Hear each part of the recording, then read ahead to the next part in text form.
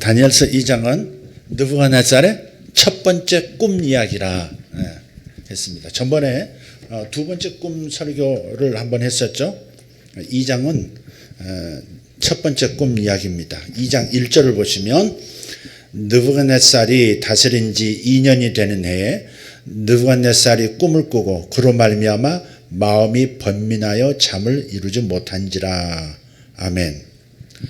여기 꿈이라고 하는 단어가 있는데 느부갓네살 꾸는 꿈인데 원문에 보면 꿈들로 되어 있어요. 복수입니다. 복수.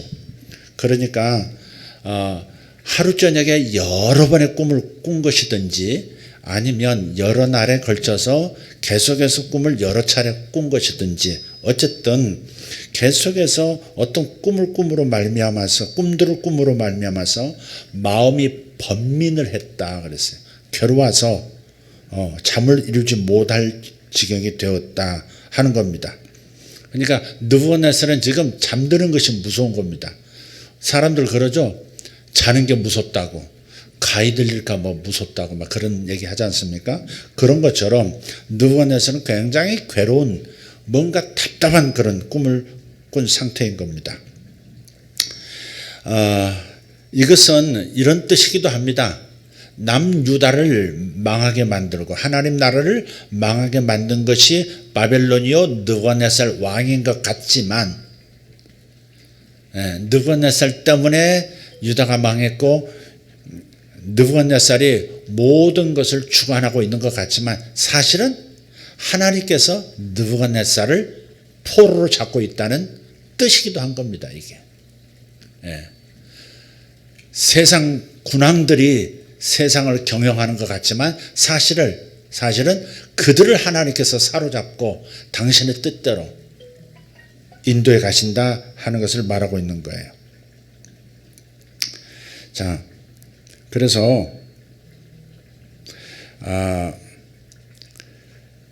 모든 것은 하나님의 섭리로 이루어지는 것이고 모든 인생은 하나님의 손에 있는 겁니다. 다니엘서가 말하는 것은 바로 이겁니다. 모든 것은 하나님의 손에 있다. 코로나 바이러스가 저절로 생긴 것이고 그저 인간의 인간 문명의 잘못 때문만으로 생긴 것으로 생각한다면 우리는 언제 끝날지 알 수 없어요. 아까 기도 속에서도 기도로도 코로나는 이기지 못한다 그런 말을 하는 사람들이 있다고 하듯이 그러나 하나님께서 이 모든 것을 이루셨다고 그렇게 하나님의 섭리로 이해한다면 우리는 희망이 있는 겁니다. 하나님이 코로나를 허락하셨다면 그렇다면 하나님께서 뜻을 세우시면 코로나는 사라지는 겁니다.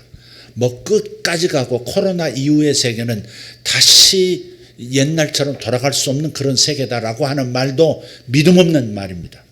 아닙니다. 하나님께서 보내셨으면 하나님께서 거두시는 겁니다. 그래서 오늘 뒷글에서도 광고에서도 그런 내용이 있을 겁니다. 사무엘하 24장을 읽어보면 전염병에 창궐해서 7만 명이 죽습니다. 그러나 다윗이 회개하고 다윗이 그 타작마당에서 번제를 드리니까 그 전염병을 일으켰던 그 파괴하는 그 천사가 스톱을 합니다. 하나님의 명령을 받들고 딱 스톱을 합니다. 그때 전염병이 싹 사라집니다. 그래서 우리는 항상 어떤 일을 볼 때 저절로 일어난 일, 인간이 일으킨 일, 인간 권력자가 만든 일로만 바라봐서는 안 된다는 겁니다. 현상적으로는 그렇게 보일지 몰라도 사실은 하나님의 섭리가 거기 있어서 마치 남유다를 바벨론에 멸망시킨 것 같지만 남유다를 하나님께서 망하도록 하신 겁니다. 그 바알을 섬기는 우상 숭배 때문에 유다를 멸망시키도록 하나님께서 몽둥이로 바벨론을 세워서 때리신 거예요. 그것을 인정하고 나면 하나님께서 주관하시는 거구나. 하나님이 모든 세상을 판단하시고 당신 손에 쥐고 계시는구나. 이것을 철저하게 이해한다면 그렇다면 하나님과 관계를 회복하면 이 모든 것이 다시 회복될 수 있다는 소망이 생기는 것이고 믿음이 생기는 것이죠. 그래서 섭리신앙이 중요하다고 말씀을 드렸습니다.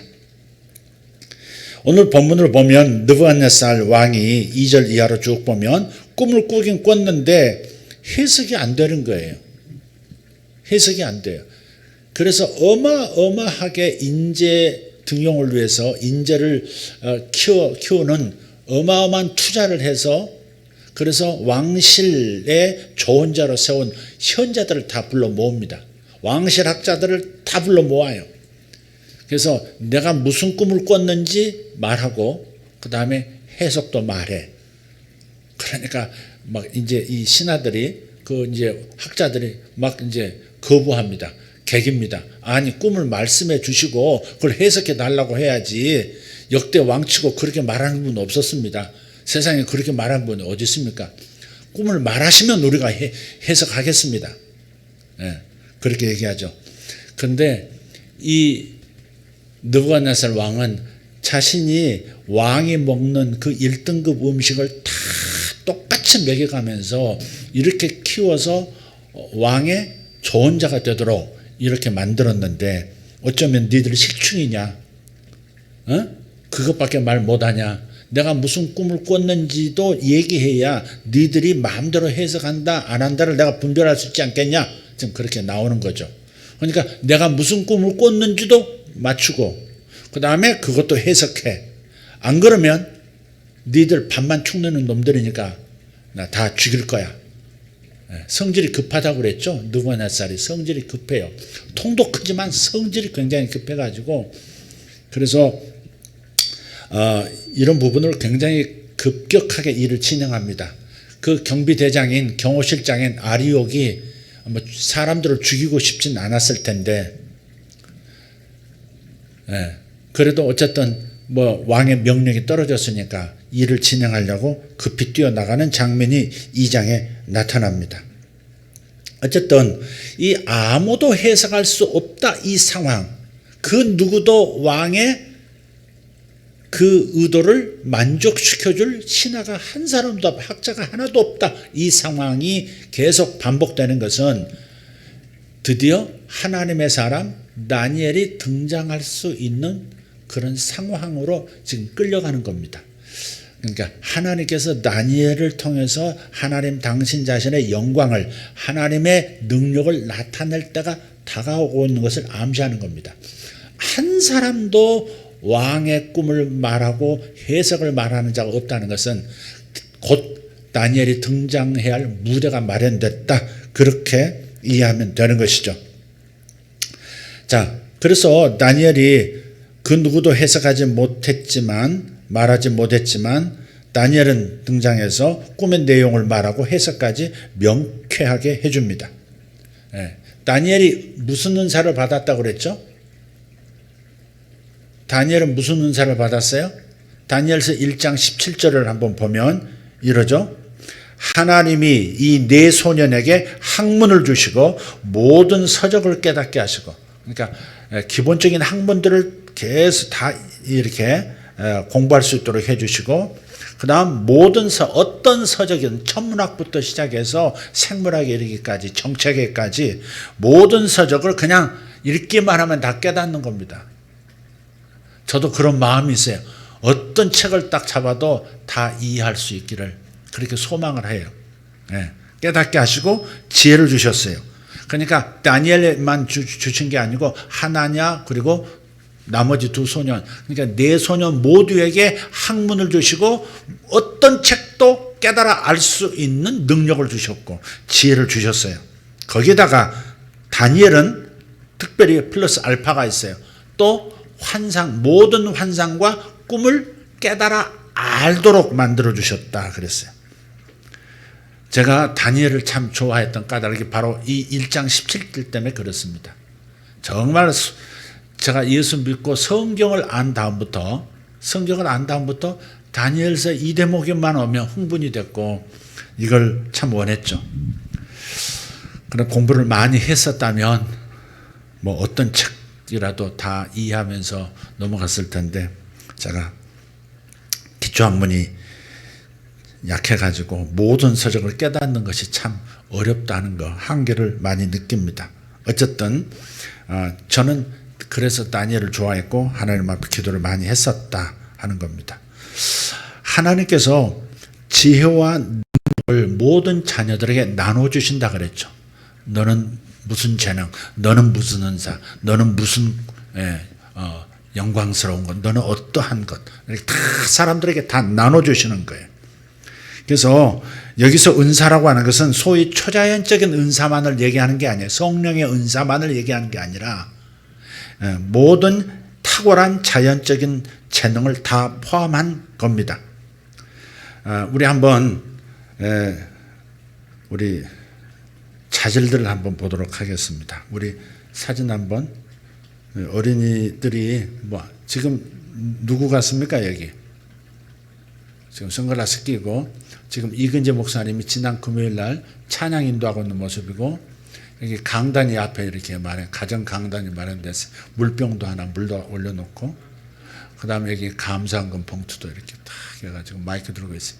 준입니다. 준이. 예배 때만 되면 강단을 옆에 이렇게 차린대요.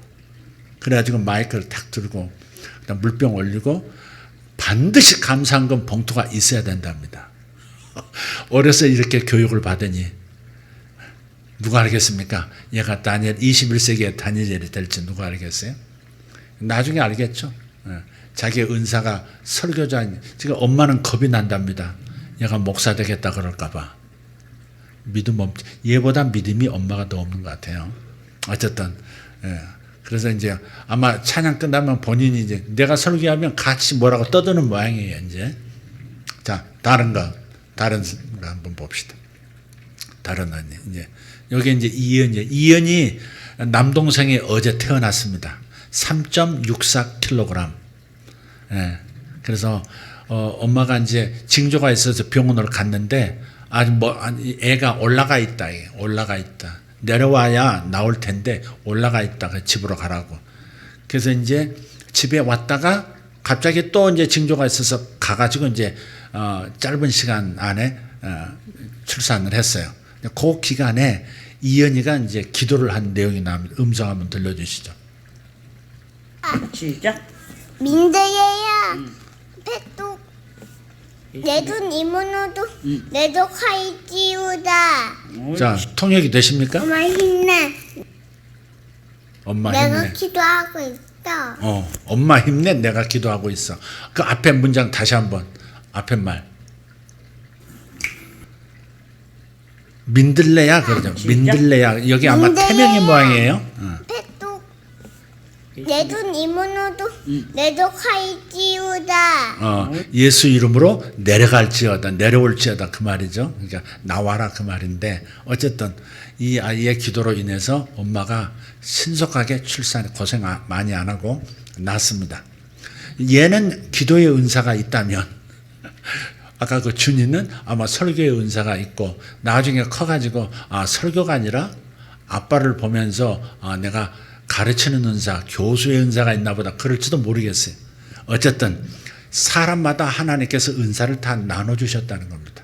어떤 사람은 음악의 재능을, 어떤 사람은 돈을 많이 벌 수 있는 재능을, 어떤 사람은 책을 쓰는 재능을, 어떤 사람은 하나님의 말씀을 전하는 은사를, 다양한 은사를 하나님께서 각각 나눠주신 겁니다.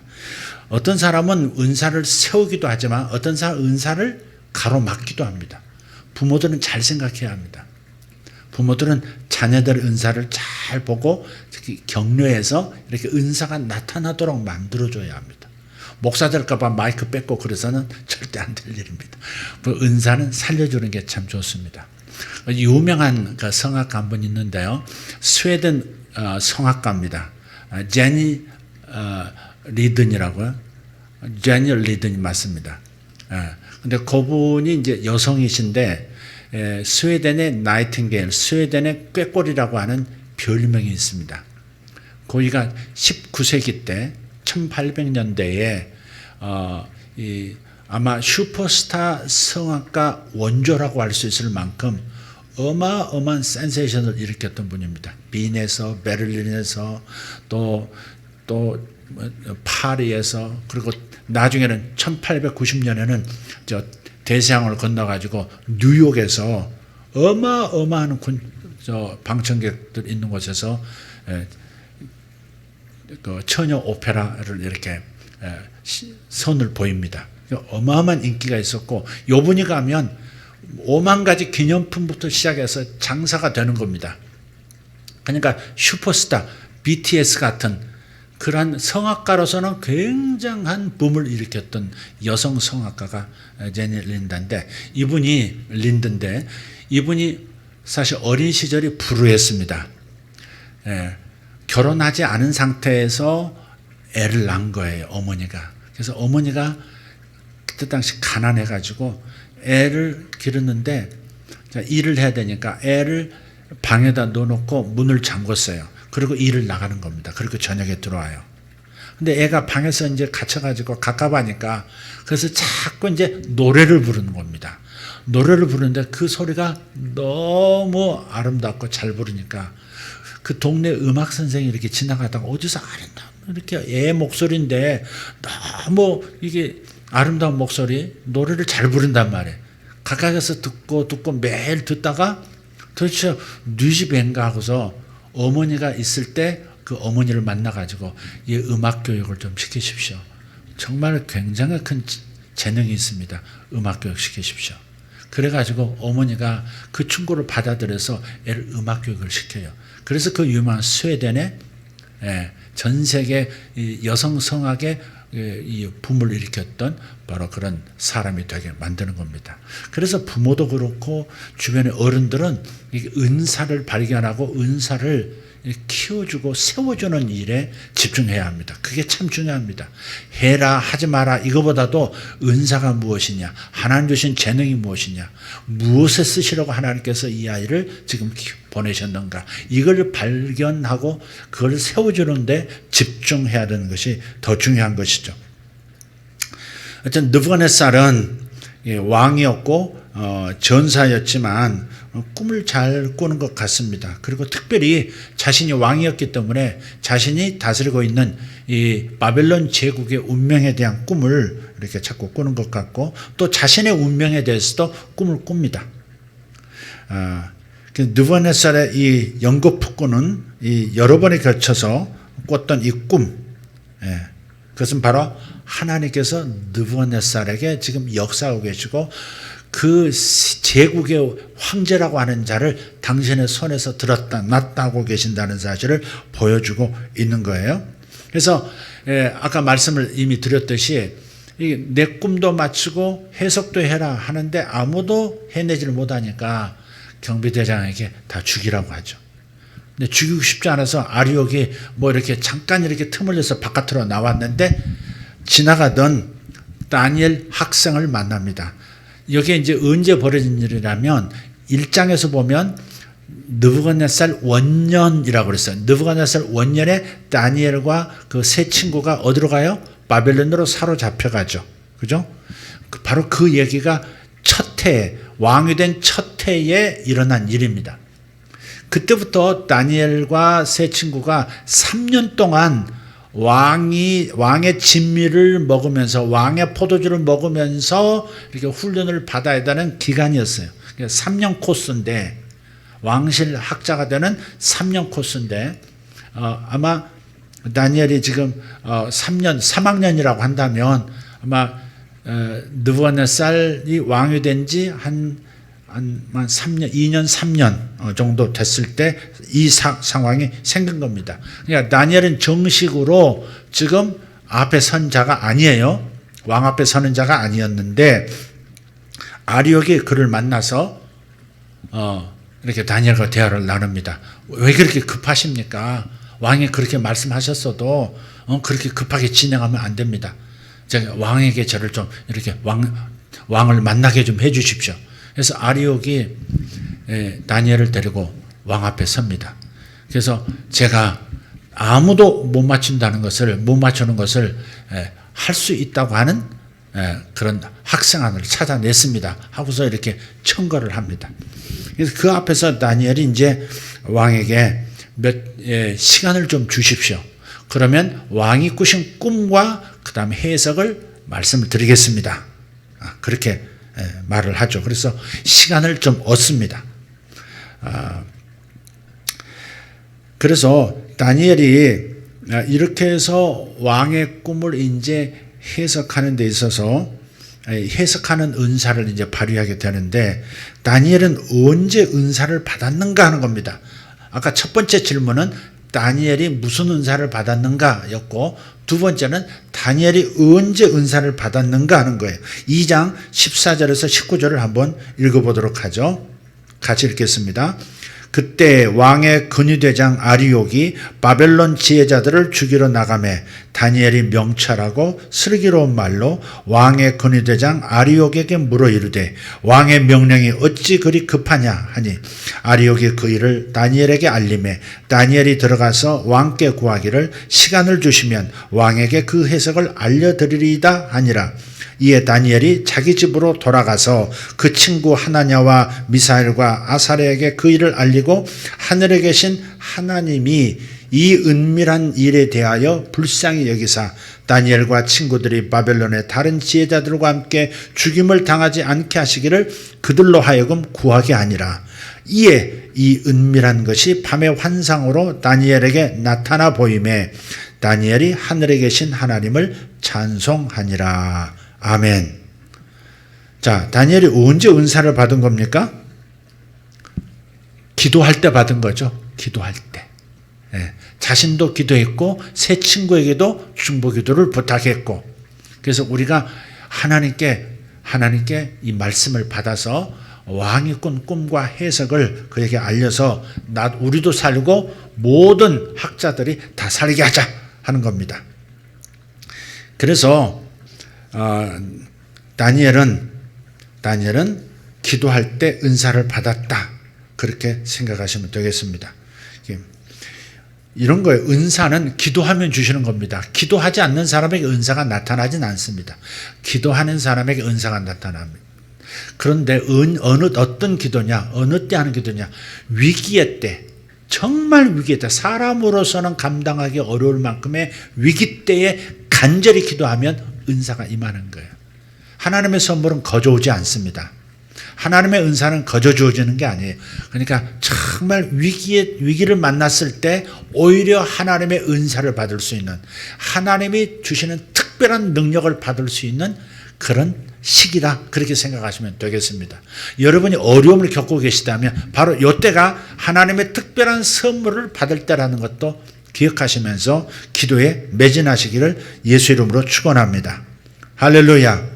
그리고 혼자 기도하지 말고, 그리고 여러 사람이 연합해서 기도할 때, 꼭 모여서만이 아니라 흩어져서라도 같은 제목을 가지고 기도할 때 꿈과 환상을 깨닫는 은사가 임하게 되는 것입니다.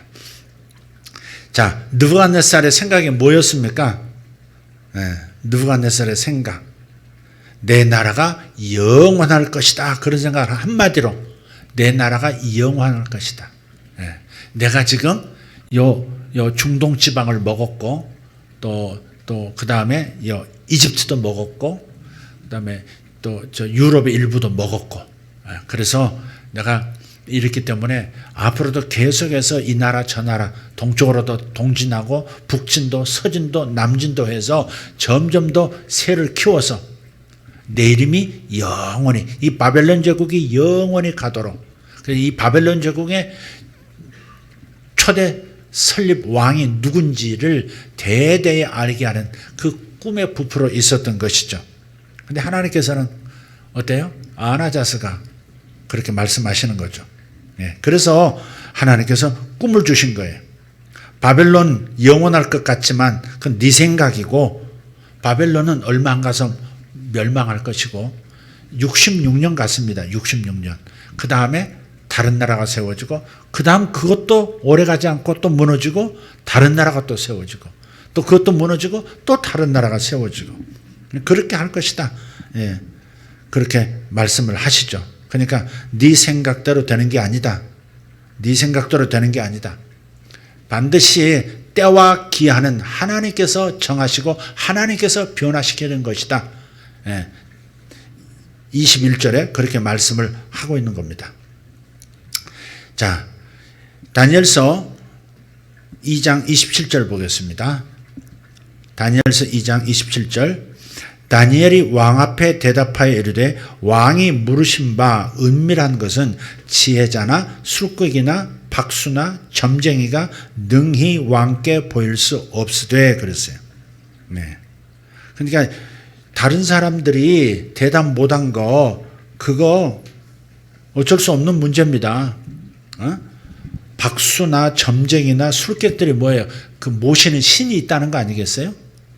물론 바벨론 제국이 섬기는 주신이 있어요. 마르둑부터 시작해서 여러 신이 있어요. 그리고 각각의 모시는 그 귀신들이 있었던 거죠. 그게 박수고 남자 무당이 박수입니다. 또 술객들, 그 다음 천문학 점성술을 연구하는 사람들 이게 많았죠. 근데 그들이 절대 대답 못합니다. 그렇게 말한 거예요. 은밀한 것은 오직 하나님만 말씀하실 수 있다. 그렇게 말하는 거예요. 28절입니다. 오직 은밀한 것을 나타내실 이는 하늘에 계신 하나님이시라. 그가 느부갓네살 왕에게 후일에 될 일을 알게 하셨나이다. 왕의 꿈 곧 왕이 침상에서 머릿속으로 받은 환상은 이러하니이다. 그랬어요. 자, 지금 다니엘은 꿈 내용을 얘기하는 게 아니고 먼저 꿈을 언제 받았는지부터 얘기하는 거예요. 침상에서 머릿속으로 나라에 대해서 생각할 때 그 꿈을 꿨습니다. 그냥 꿈 꾸기도 전에 어떤 상황이었는지 그 배경까지 먼저 얘기해 버리는 거예요.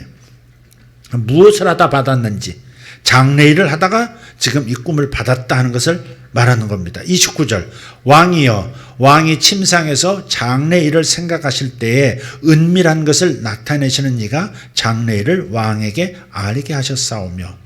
여러분도 여러분의 내일의 일, 필요한 내일에 관한 정보, 하늘의 지식을 알고 싶다면 꿈을 통해서 하나님께서 말씀해 주시기를 구한다면 잠들기 전에 좀 충분한 시간을 갖는 게 좋아요. 자신이 무슨 답을 원하느냐, 하나님께 뭘 여쭙고 무슨 답을 하나님께로부터 받고 싶은지 자기 전 20분, 30분, 1시간 이렇게 생각하고 적어보기도 하고 기도도 하다가 잠드는 거예요. 그럴 때 하나님이 또 말씀하시죠. 느부갓네살을 통해서 배울 바는 바로 이러한 부분들입니다. 어쨌든 왕이 침상에서 장래일을 생각하실 때에 하나님께서 꿈을 통해서 은밀한 것을 보여주셨다고 말함으로써 지금 느부갓네살이 거부할 수 없이 받아들이도록 만들어줘. 얘가 꿈만 얘기하는 게 아니고 해석만 얘기하는 게 아니고 내가 뭐 하다가 잠들었고 무슨 꿈을 꿨는지까지 그 상황까지도 다 얘기하네. 그러면 그 내용에 대해서 기대가 있을 것이고 그 내용을 알아맞히면 그 해석에 대해서도 확신을 가지고 더 듣고 싶어 하게 될 것 아니겠습니까? 그런 상황이에요. 그래서 다니엘은 요것까지 다 하나님께서 보여주셔서 그걸 얘기하는 겁니다. 무슨 장래일을 생각한 겁니까? 우리가 아수르를 잡아먹었다. 북이스라엘도 먹었고 남유다도 먹었고 이제 아프리카도 잡아먹고 유럽도 잡아먹고 먹고 그래서 내 이름이 영원하게 하리라. 꿈이 부풀었을 거예요. 그런데 다니엘이 자기가 꿈을 꾸기 전에 품었던 생각까지도 다 말을 하니까 지금 굉장히 놀랐을 뿐만 아니라 기대가 더 커졌다 하는 겁니다. 근데 이제 이 느부갓네살 보면 한마디로 왜 이런 생각이 계속 발전하느냐, 즉 자기 교만입니다. 자기 교만. 나는 이렇게 할 수 있는 사람이야. 여지껏 이렇게 제국을 이뤘으니까 더 큰 제국도 될 수 있어 하는 어떤 자기 교만이 들어와 있는 상태예요. 가만히 생각해 보면 우리가 언제 하나님을 떠나느냐, 언제 하나님에게서 멀어지냐 보면 크게 죄를 지었을 때가 아닙니다. 언제 하나님 떠납니까? 되게 오히려 좋은 일을 찾아갈 때, 좋은 미래를 생각하고 노력할 때 떠납니다. 남자들도 어때요? 군대 갔다 오면 철든다 그러잖아요. 군대 갔다 와서 내가 왜 이렇게 살았었지? 이렇게 밍밍하게 살았었지?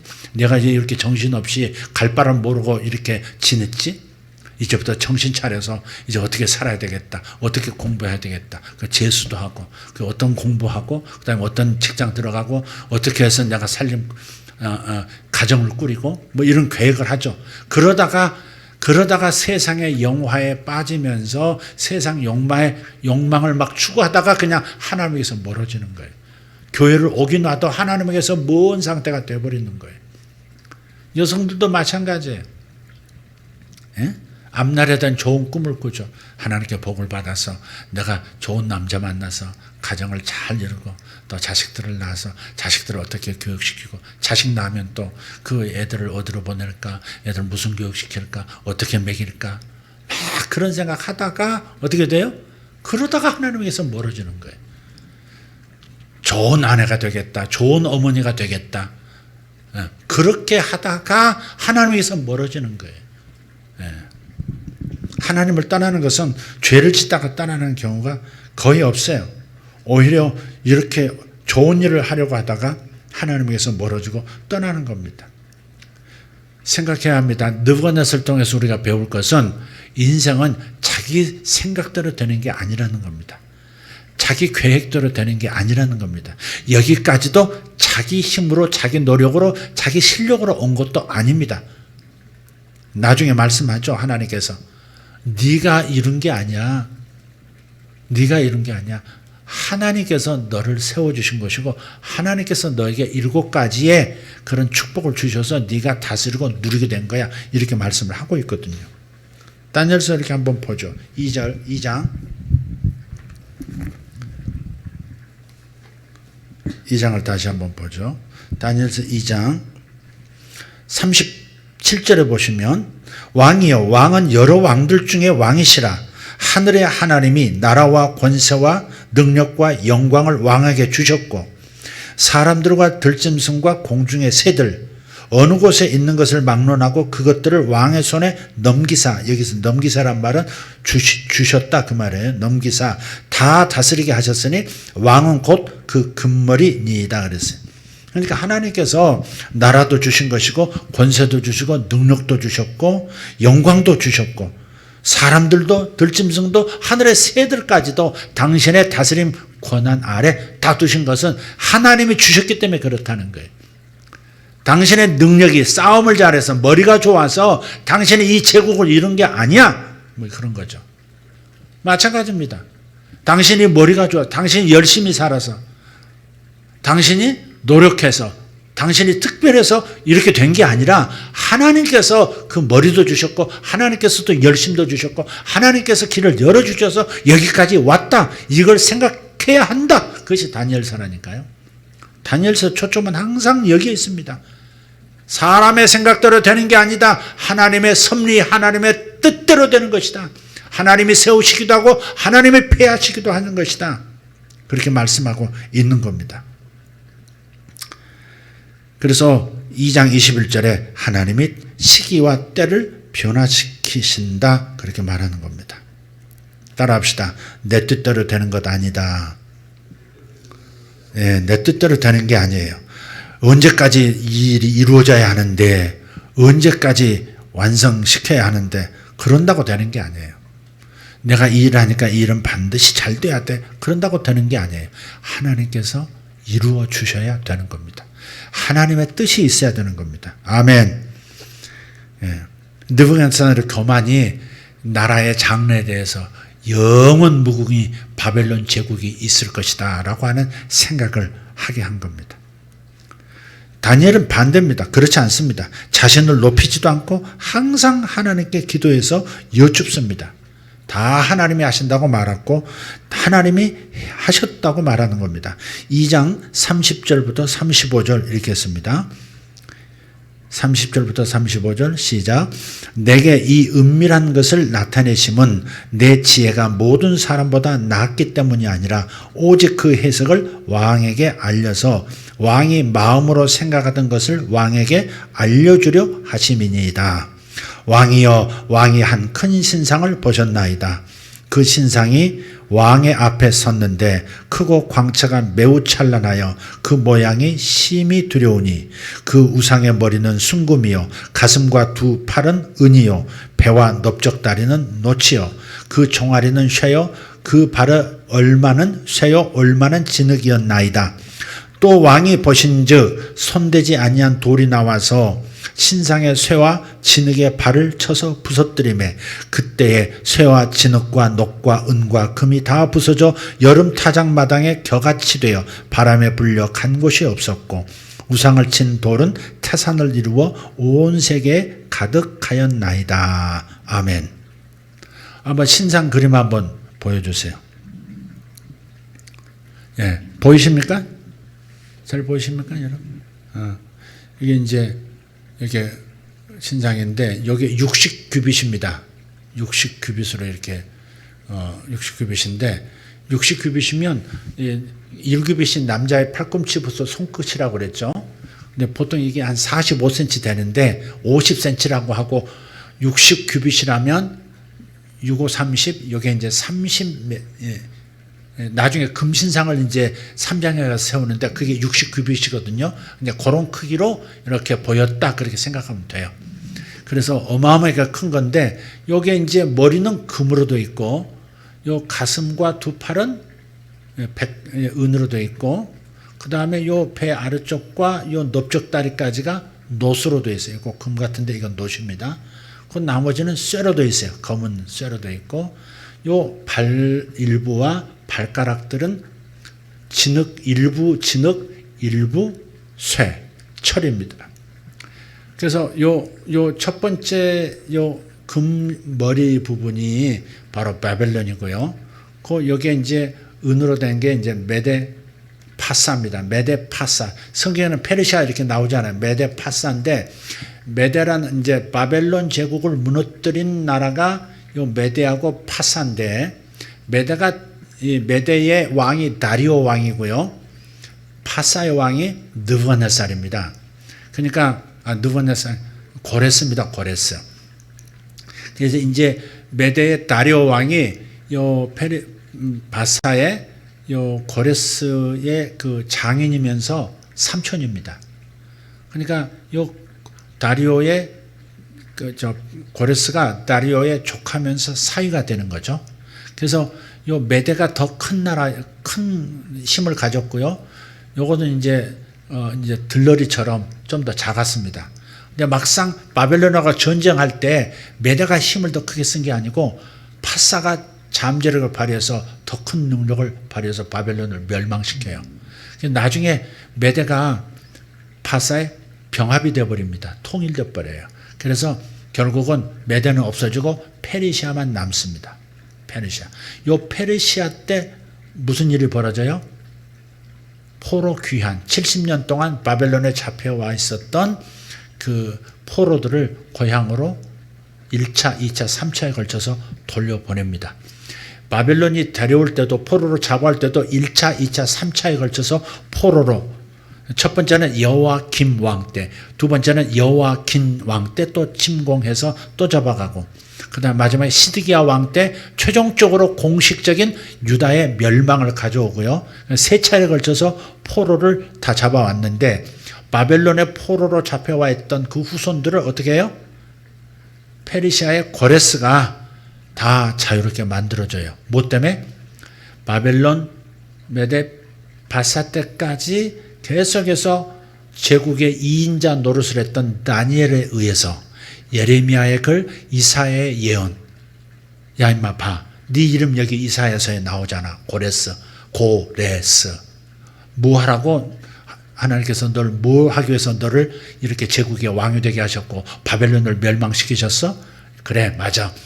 유다 백성들을 잡아온 애들 다 돌려보내라고. 그리고 예루살렘 성을 중건하라고. 그 다음 세 번째 예루살렘 성전의 기초를 쌓아주라고.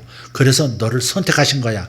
네가 괜히 왕된 거 아니야. 뭐 그렇게 말씀한 거야. 하나님이 너를 세우신 거야.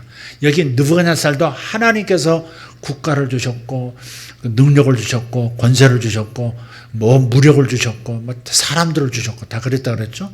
근데 바벨론을 멸망시키고 페르시아를 세운 것도 하나님이 하셨다는 겁니다. 어쨌든 지금 느부갓네살이 본 것은 바벨론 제국이 영원한 게 아니구나. 언젠지 모르지만 멸망할 때가 오는구나.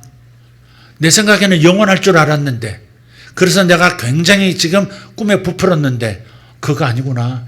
내 생각대로 되는 게 아니구나. 내 뜻대로 되는 게 아니구나.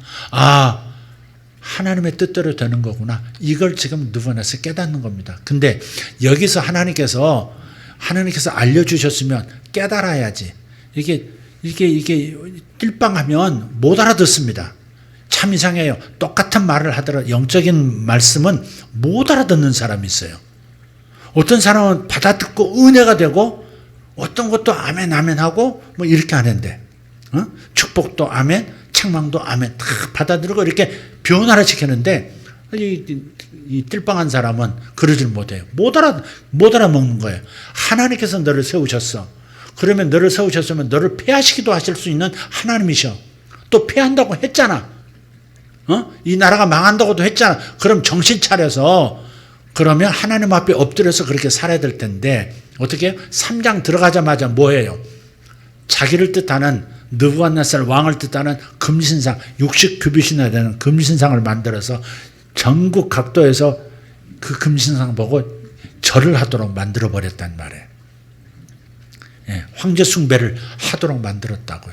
바로 그것 때문에 바벨론이 좀 더 길게 갈 수도 있었을 텐데 짧게 간 겁니다. 바벨론은 한 60 몇 년밖에 못 갔고요. 그 다음에 여기 페르시아가 한 200년 좀 넘게 갔습니다. 요건 좀 더 가고요. 로마는 한 500년 갔습니다. 500년 좀. 그러니까 AD 63년부터 370 몇 년까지 갔으니까. 그것도 서로만은 일찍 유럽으로 이렇게 분열돼 가지고 다 유럽의 각계 나라로 쪼개져 버렸고 저 동쪽으로 갔던 이 로마의 그 황제가 천도를 합니다. 천도. 어디로? 콘스탄티노플이라고 하는 곳으로 천도를 해요. 그래서 그게 동로마 제국이 되고 그 기존 그 이탈리아에 있는 로마는 서로마가 되는 겁니다. 서로마는 더 일찍 망하고 동로마는 좀 더 길게 갔습니다. 어쨌든 약 500년 좀 넘었어요. 근데 이 로마의 500년보다도 더 길게 간 게 조선 이씨 왕조입니다. 아시죠? 역사상 가장 길게 한 가문이 한 성씨를 가진 사람들이 나라를 계속해서 통치했던 것은 2조 500년입니다. 이게. 그러나 2조 500년이 자랑스럽지 못해요. 솔직히.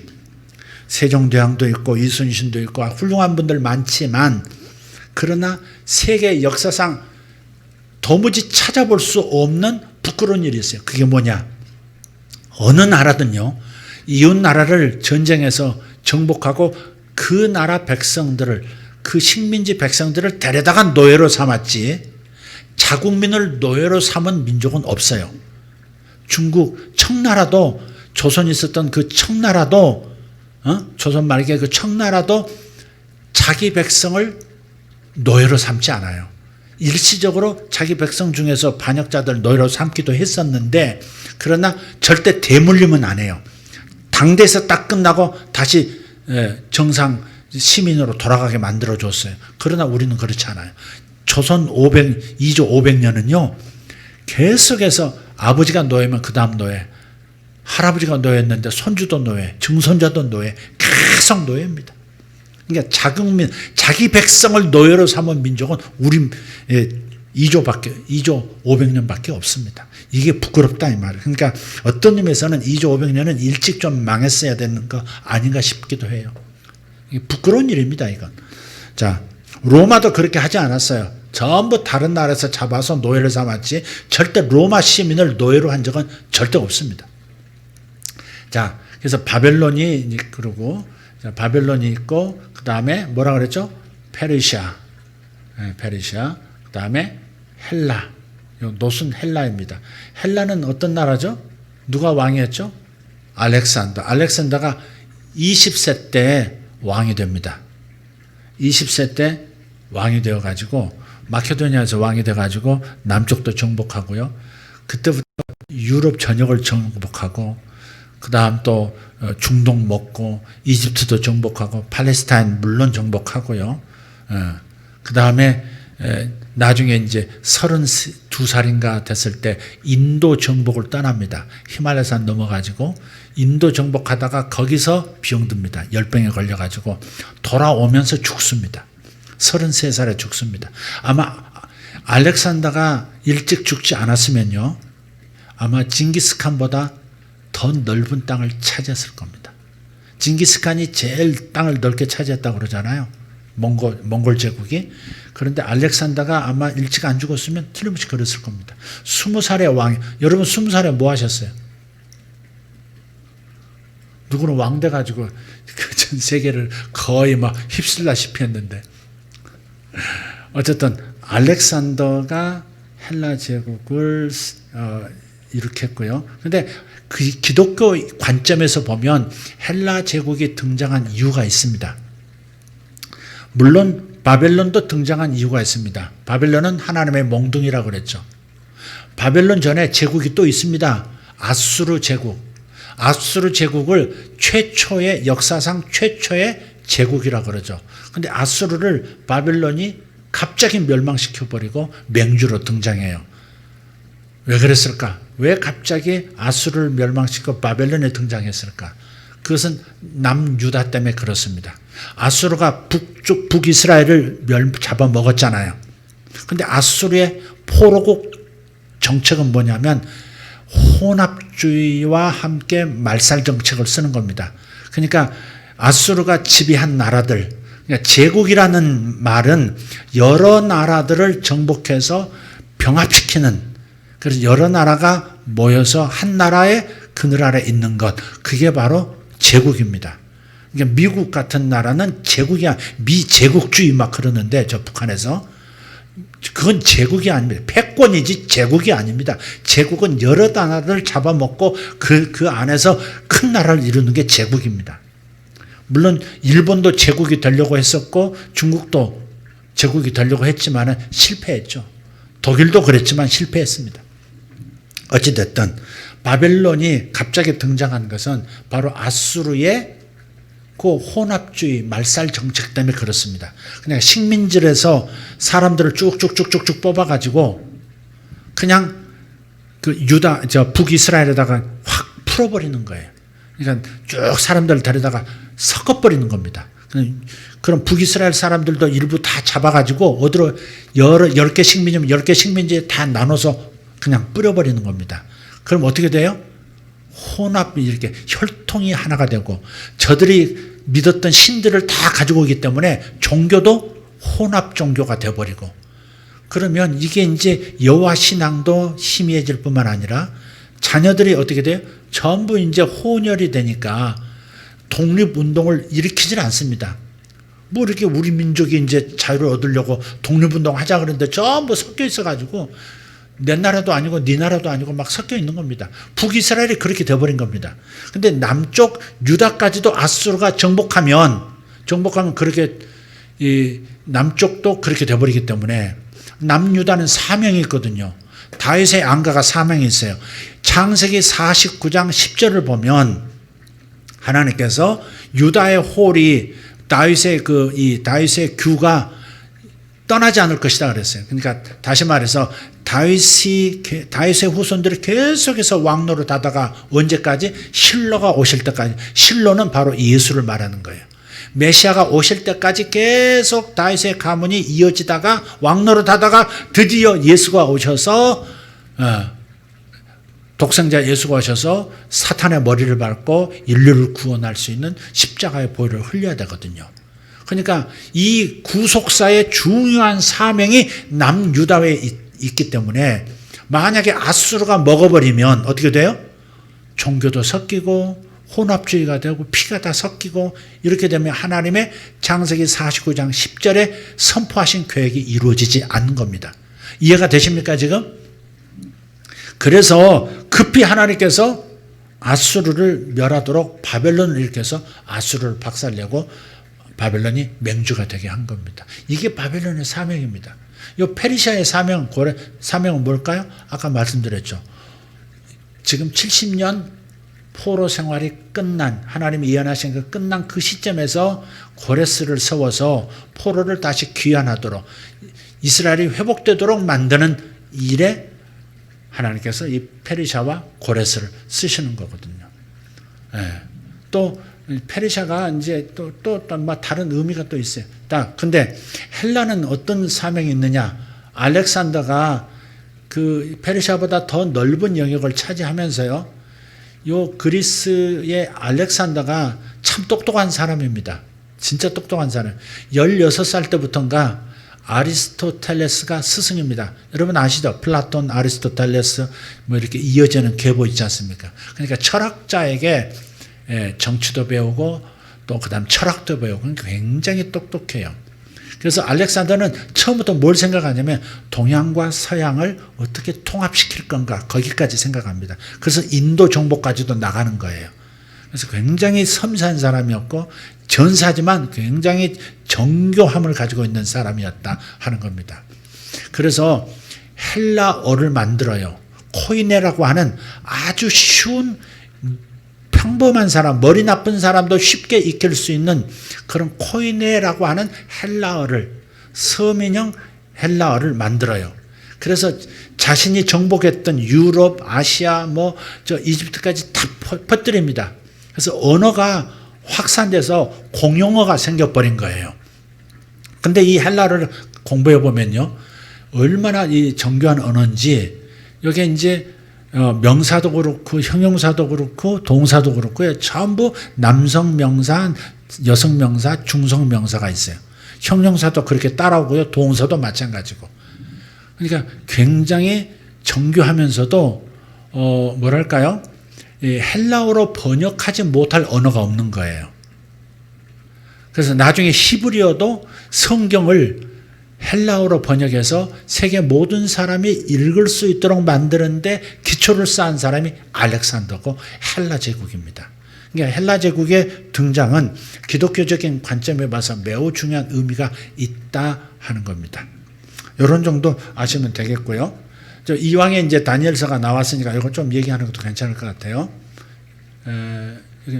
바벨론은 BC 605년에 제대로 출발했고 이건 BC 359년, 331년, 로마는 이제 188년, 168년. 168년 아닌데 왜 이렇게 되어 있을까?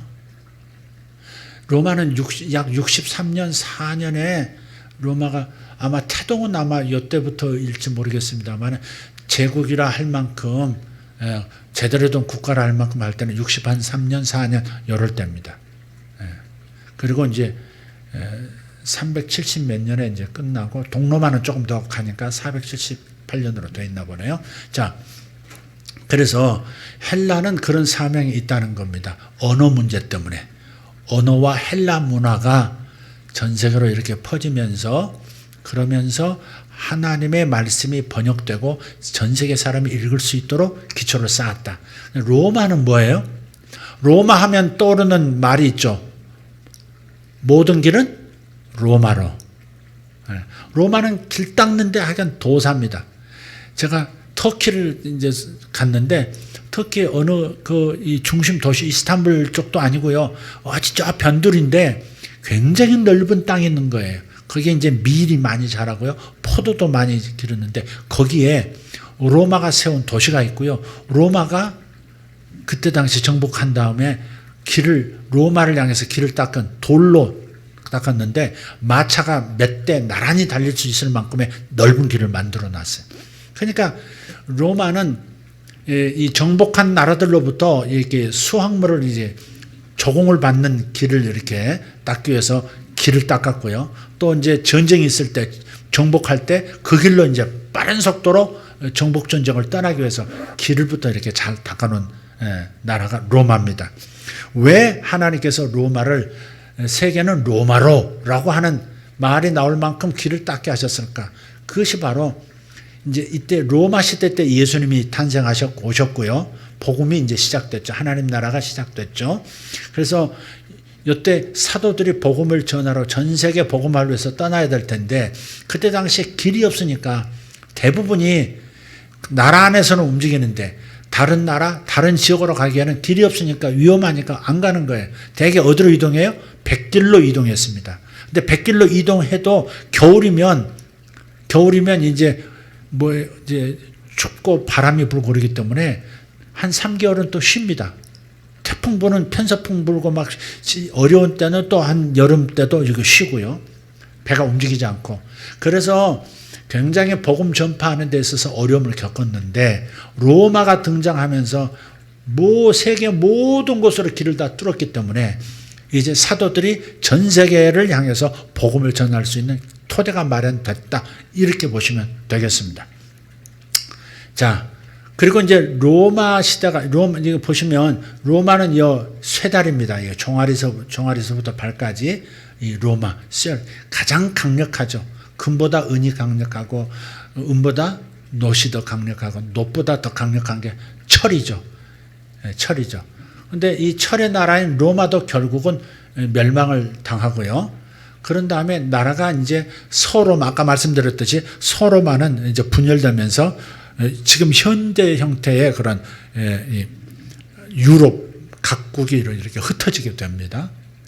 그래서 여기 일부는 쇠고 일부는 진흙이다 하는 것은 그러니까 330년에 황제가 콘스탄티노플로, 로마에서 콘스탄티노플로 천도를 했고 로마가 두 세계로 이렇게 나눠졌단 말이죠. 그래서 서로마는 약해가지고 동로마는 옮겨가지고 황제가 옮겨가지고 막 집중을 하니까 어떻게 돼요?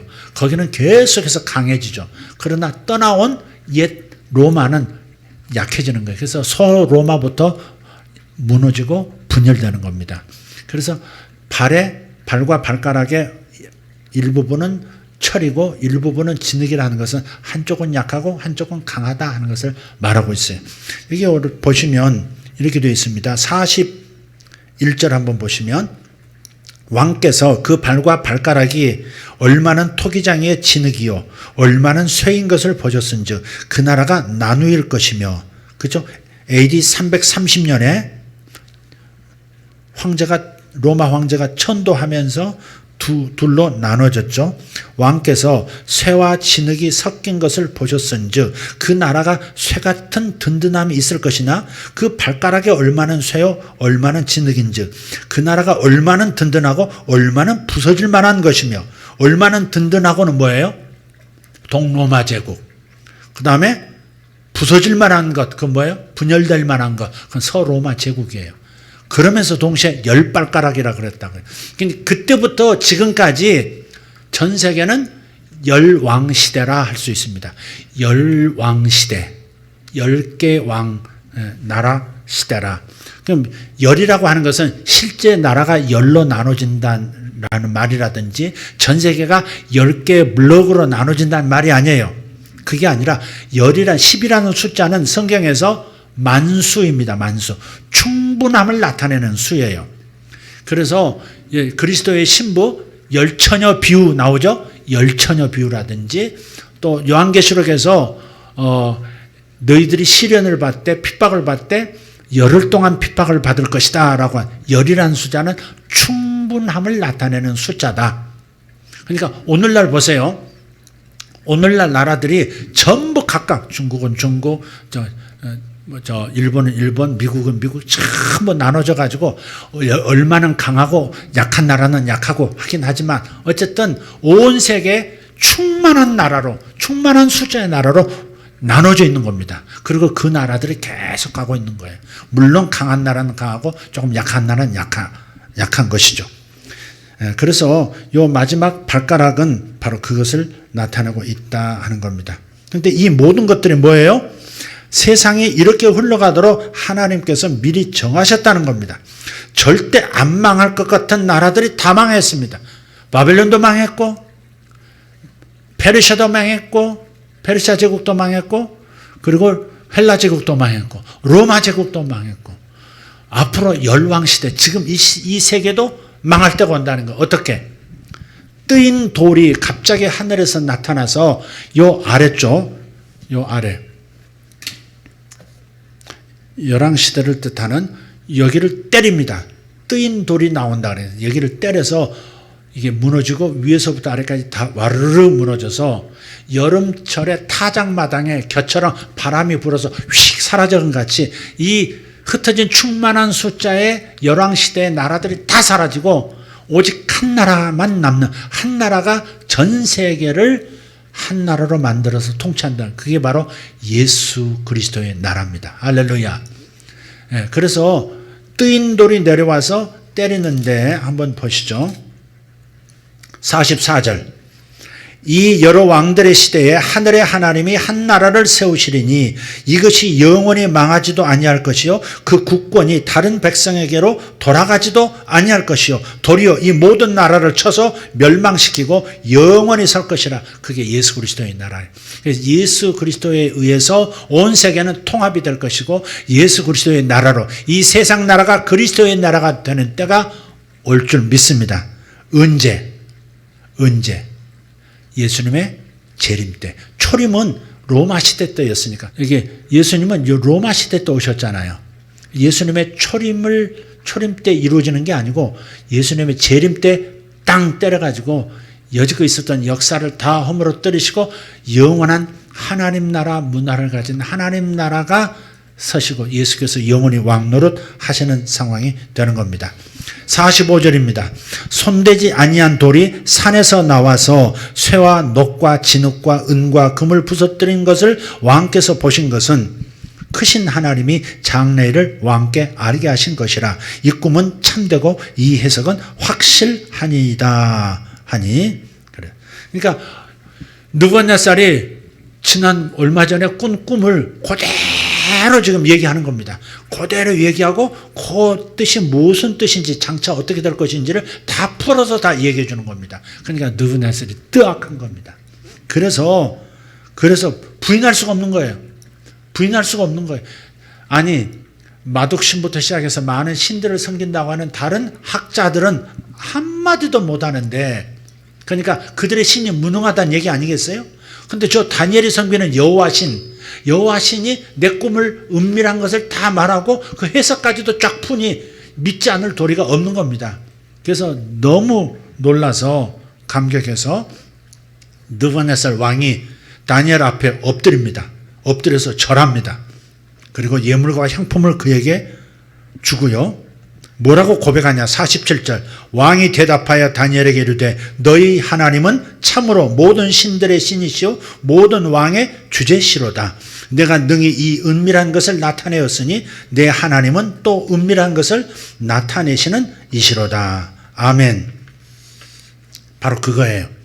그래서 재림 예수의 나라는 영원한 나라인 것이고 한 왕이 바뀌지 않고 영원히 계속될 것이다. 이것을 하나님께서 느부갓네살에게 보이셨고 그것을 더 정확하게 풀어서 다니엘에게 알려주신 것이다 하는 겁니다.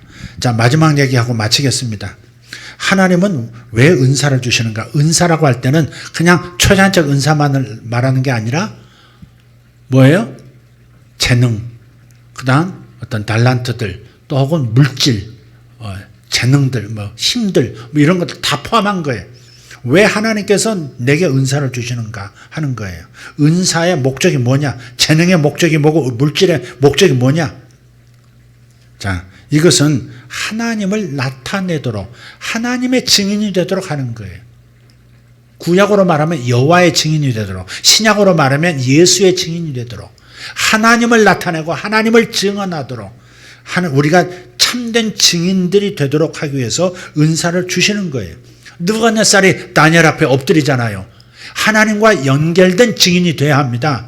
그냥 뭐 이렇게 배워가지고 이렇게 따당 하는 게 아니라 은사를 가지고 하나님과 연결된 사람으로 증인이 될 때 저들은 무릎을 꿇을 수밖에 없고 하나님 앞에 돌아올 수밖에 없는 겁니다.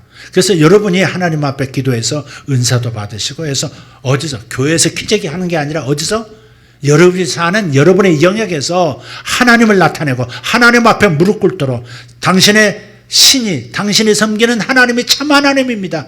당신의 예수 나도 믿겠습니다 라고 굴복하도록 만드는 것, 바로 그것이 하나님의 은사 주심의 목적이다 하는 겁니다. 동의하시면 아멘 합시다. 인생도 하나님의 뜻대로 되는 것이지 사람의 뜻대로 되는 것은 아니다. 이게 오늘 말씀의 중요한 주제고요.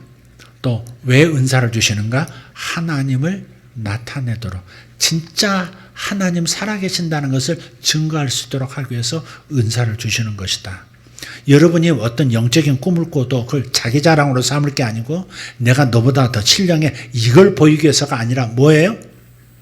하나님을 증거하고 하나님을 나타내기 위해서, 하나님 살아계신 것을 보이기 위해서 사용해야 하는 것이죠. 그리고 자신은 항상 엎드려서 하나님께 항상 여쭙는 그런 태도를 갖는 것이죠.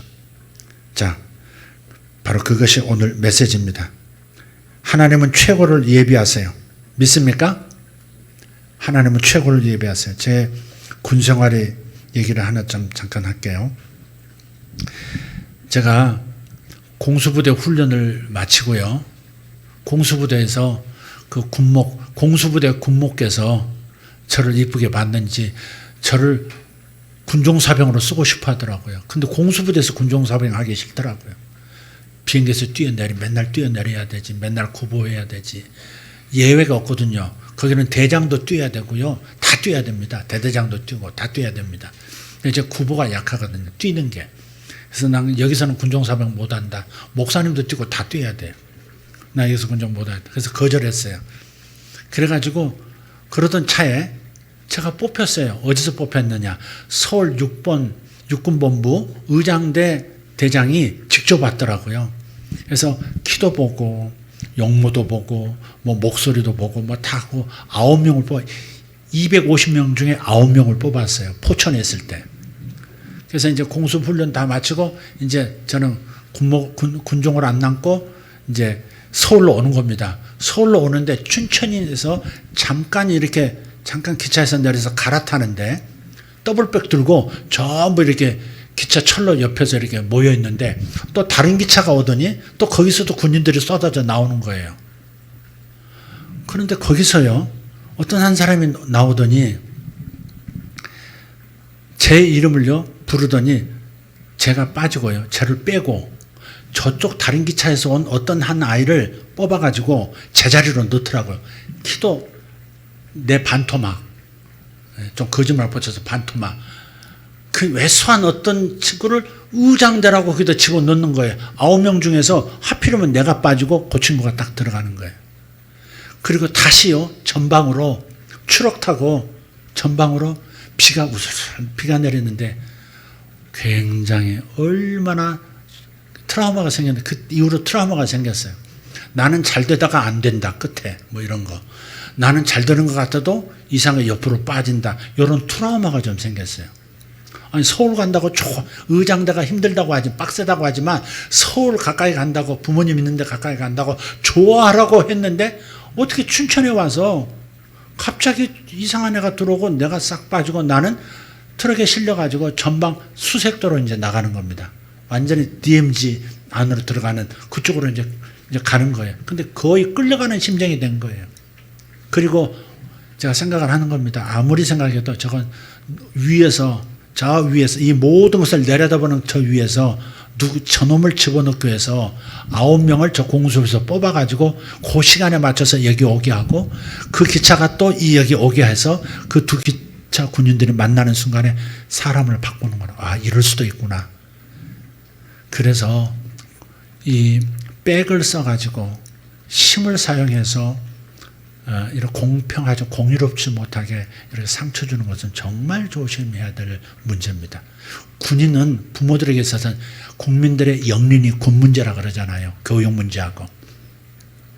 요즘도 그것 때문에 시끄럽긴 합니다만은 어쨌든 제가 그걸 몸으로 겪었어요. 하나님이 나를 버리신 것 같은, 하나님이 나를 중요하게 생각하지 않으시는구나. 어쩌면 이렇게 좋게 했다가 어쩌 추락을 시키시지? 이런 마음이 드는 거예요.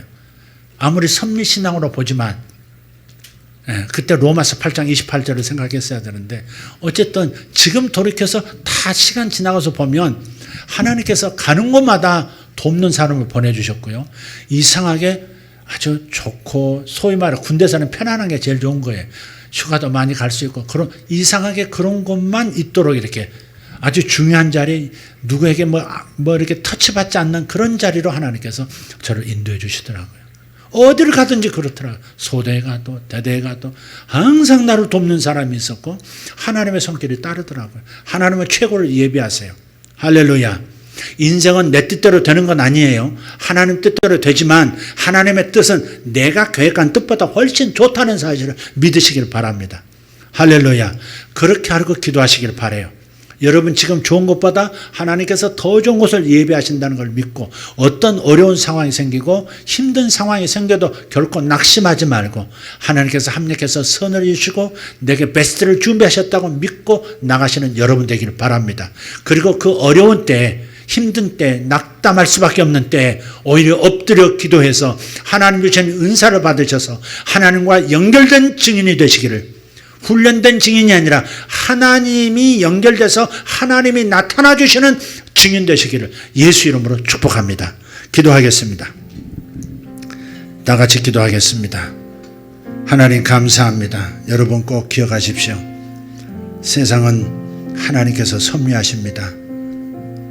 내가 했다고 자랑질하지 말고 내가 똑똑해서 내가 열심히 해서 이렇게 되었다고 그렇게 자신도 모르게 교만해지지 말고 하나님이 해주셨다.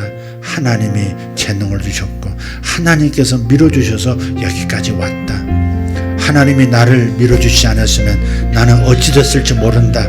그렇게 기억하고 내가 믿어드린 게 아니라 하나님이 믿도록 역사해 주셨고 내가 하나님을 사랑한 게 아니라 하나님께서 먼저 나를 사랑해 주셨고 내가 어려움을 겪고 내가 여러 가지 괴로운 일을 겪어도 하나님께서는 결국은 나에게 최선을 주시고 가장 좋은 것을 준비하셨다고 믿고 그렇게 하나님 앞에 인생을 살아갈 수 있기를 결심하시기를 바랍니다. 그리고 하나님 앞에 구하셔서 하나님께서 나타나 주시는 증거자, 하나님을 나타내는 자, 그냥 내가 하나님을 그저 말로만 전하는 것이 아니라 능력으로 전할 수 있는 치유의 은사로 전하고 여러 가지 계시의 은사로 전해서 하나님 살아계신 것을 알게 하고 하나님 앞에 엎드리게 만드는 능력자들 되시기를 예수 이름으로 다시 한번 축복합니다. 오늘 이 시간 주여 한번 주님을 부르고 통성으로 한번 기도하는 시간 갖겠습니다. 가정에서도 함께 기도하시기를 바랍니다. 주여 주여 주여 감사합니다. 하나님 우리를 이렇게 스스로 살아가도록 하시는 것이 아니라 하나님께서 힘주셔서 하나님께서 동행하셔서 나를 이렇게 세워주시고 앞으로도 세워주실 것을 믿습니다. 하나님 이리 불러주셔서 감사합니다. 여기까지 오게 하신 것을 감사합니다. 느부갓네살처럼 교만하지 아니하고 하나님께서 인생은 자기 계획대로 되는 게 아니라 하나님의 뜻대로 된다는 사실, 하나님의 뜻대로 된다는 사실을 알고서도 교만하여 다시 금신상을 만들어서 자기의 수명을 단축했던 바벨론의 수명을 단축했던 그 왕처럼 되지 않게 도와주시옵소서. 아버지 하나님 우리도 하나님 앞에서 겸손할 수 있도록 도와주시옵소서. 이 나라의 리더들도 겸손하게 도와주시옵소서. 그리하여 하나님의 뜻 안에서 걸어갈 수 있도록 하나님 역사해 주시기를 원합니다. 하나님께서 세상의 모든 일을 이렇게 흘러가도록 계획하신 것을 감사합니다. 우리 교회의 아버지 하나님 모든 앞날도 우리 성도들의 앞날도 하나님께서 준비하시고 우리의 자녀들의 앞날도 하나님께서 계획하시고 하나님께서 선으로 인도하시고 사랑으로 예비하고 계심을 감사합니다. 살아계신 하나님 감사합니다. 하나님 각 사람에게 은사를 주시옵소서. 특별히 환상과 꿈을 깨달아 아는 다니엘의 은사를 주시옵소서. 무지하여 지혜 없는 자같이 살지 말게 하시고 다니엘처럼 무슨 책을 열든 이해할 수 있는 깨달을 수 있는 능력과 아버지 삶에 필요한 지혜들을 공급해 주셔서 회사에서 사업에서 어떠한 일터에서도 부족함이 없이 일을 감당해낼 수 있고 하나님을 나타낼 수 있는 우리 성도들 되게만 하여 주시옵소서.